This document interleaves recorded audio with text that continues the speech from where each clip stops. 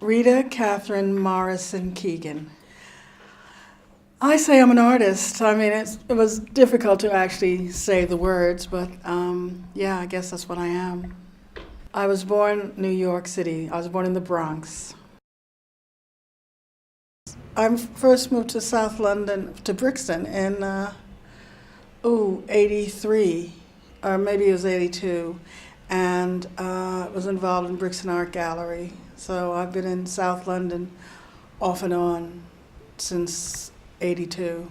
And I like South London especially because of the cultural mix. You meet all types of people from all over the world, and I can get black-eyed peas and sweet potatoes and stuff, and it's good here. In a way, nobody belongs here, black or white. It's easy to belong here because everybody in their own way has that point of difference and that difference in communities and stuff.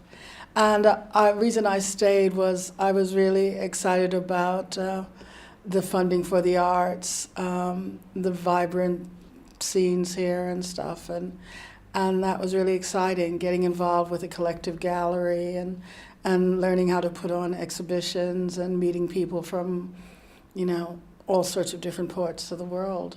It gives you more of an understanding of who you are. Well, creativity is the most important thing, I think, in life. I mean, outside of food and a place to stay, is it gives your world value. And if people have their creativity and have an outlet for their creativity, then that's where they put it. They don't put it into frustration and violence and pain. And if it is painful, then you turn it into art. You turn it into something valid.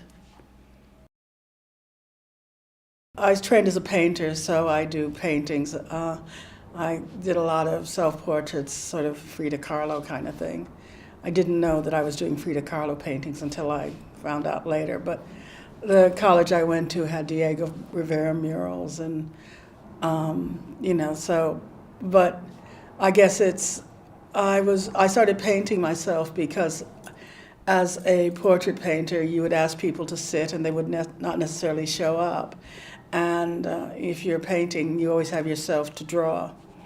And I used my image as, just as an exercise at first, and then the different ways that one changes and how you can change your image but still retain who you are. And I've always played with my image, with clothing and hairstyles and stuff.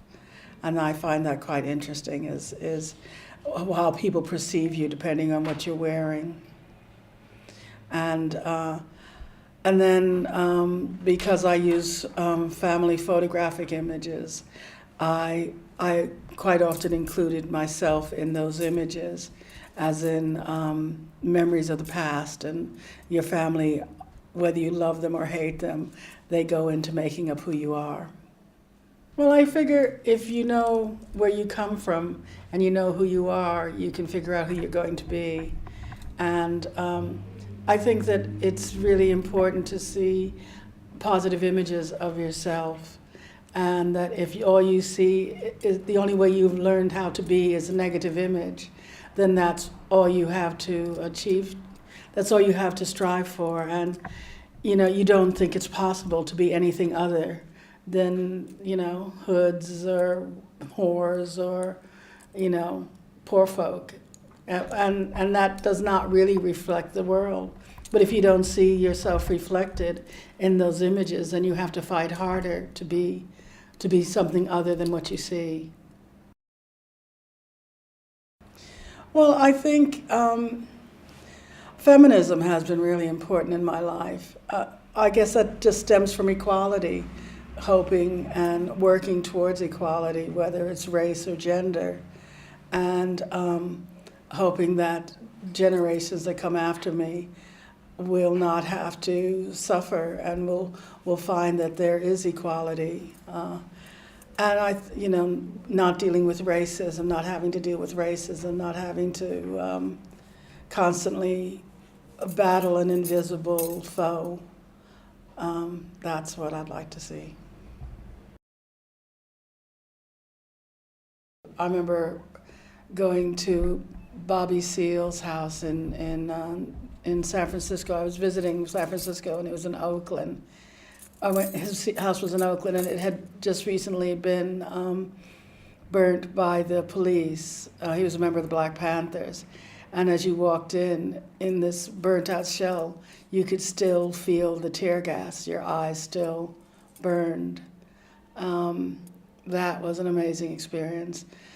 Marching against the war in Vietnam, that was an amazing experience.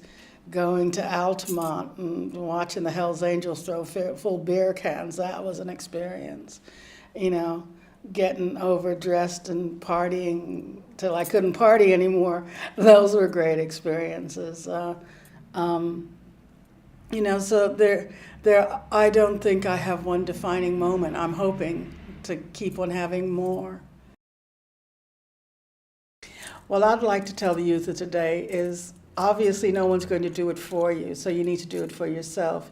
You need to find places and create places around you to make things, to be creative, to not be afraid to discuss your problems and get off your ass and do stuff. So do it.